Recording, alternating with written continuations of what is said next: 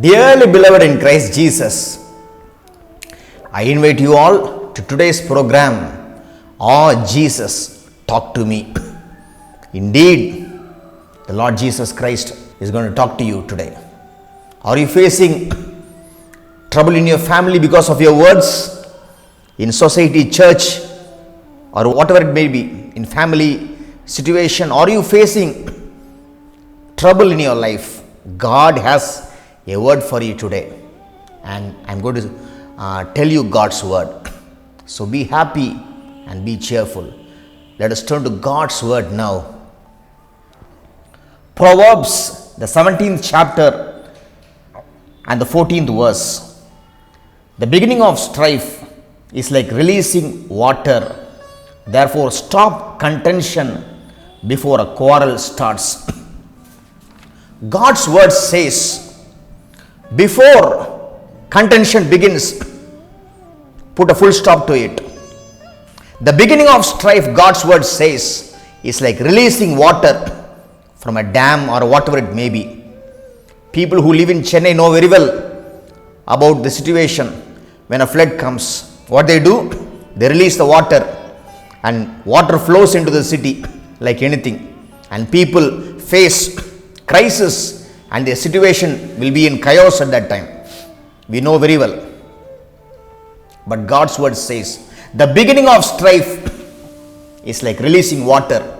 The first word uttered by a husband or a wife, whatever it may be, that's the beginning of contention.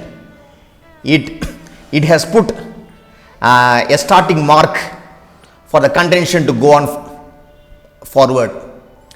And you ask the husband or wife after some 2 or 3 days, who started the quarrel? They don't know. But God's word says, the beginning of contention or quarrel, it is like releasing water from a dam. So God's people, take heart. Do not give way for any quarrel in your house or any fight in your house. Before you do something, think twice or thrice before you utter a word. This will apply more to husbands and wives. Give thought twice or thrice. Before you utter a word, you know what happens? It all starts in your mind, your thoughts. First your thoughts and then your words. When you read Judges, the 14th chapter, we can see a man, Samson. We all know him very well. What he did, he put a riddle among the Philistines. He said in Judges 14:14, out of the eater came something to eat, and out of the strong came something sweet. See, he has put a riddle. He unwantedly, without any reason, he started a contention in the form of a riddle. He asked, out of the eater came something to eat, and out of the strong came something sweet. He referred to honey. In an earlier situation, he took and ate honey from a dead lion. He was a Nazarite by birth, but he took honey from a lion and he ate, which he should not have done. That's a sin and an abomination. This led to his further sins. See, he was thinking about the sin that he committed again and again. This led him to put a riddle regarding that lion story. See, the sin that he committed was in his mind. He was thinking about it twice or thrice or many times, and then he started this contention. These Philistines, they did not know the answer to the riddle, so they asked his wife.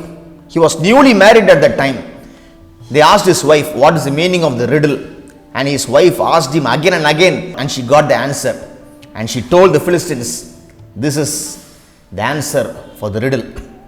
It is the lion from which he took honey and ate. That was the answer. That was the answer.